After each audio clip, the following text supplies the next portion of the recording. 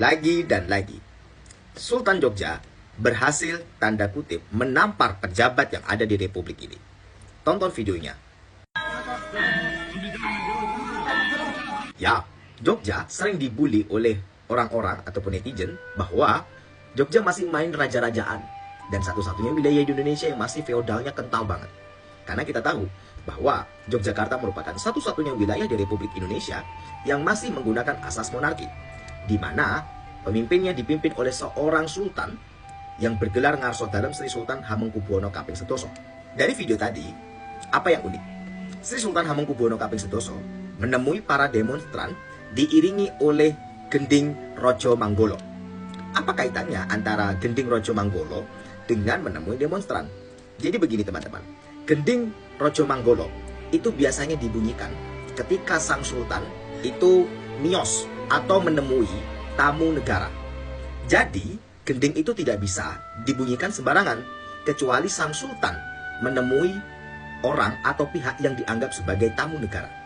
Uniknya ketika sultan menemui demonstran, beliau membunyikan gending ini. Artinya apa? Para demonstran dimuliakan oleh Sultan Yogyakarta saat itu.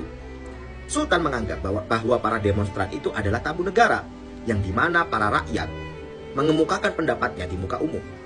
Lantas Sultan sebagai representasi dari penguasa wajiblah menerima aspirasi dari rakyatnya. Maka artinya beliau memuliakan rakyat-rakyatnya.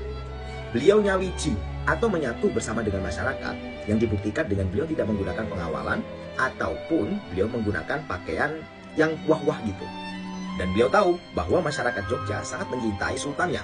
Maka dari itu, beliau tidak segan-segan untuk menemui masyarakat langsung. Kemudian yang kedua, beliau ketika menemui masyarakat tidak menggunakan pengawalan. Jangankan pengawalan, mobil strobo aja dia nggak pakai. Tentu berbeda bukan dengan pejabat kita yang cuman pindah dari sini ke sana saja dikawal dengan menggunakan sirine strobo yang sangat mengganggu itu. Tetapi beliau tidak membawa pengawalan dan lain sebagainya. Dan beliau ketika menemui masyarakat tidak merasa terancam. Kenapa? Karena masyarakat sangat mencintai sultannya. Hal itu juga dibuktikan ketika masyarakat dengan rela membukakan jalan untuk sultan agar bisa lewat dan menemui masyarakat. Ini secara tidak langsung mengkomunikasikan gaya kepemimpinan Sultan Hamengkubuwono Kaping Sedoso yang nyawiji. Katanya masih feodal, tetapi faktanya justru beliaulah mengayomi masyarakat. Jadi sebenarnya yang demokratis itu adalah republik atau monarki seperti Jogja. Kok jadi kebalik ya?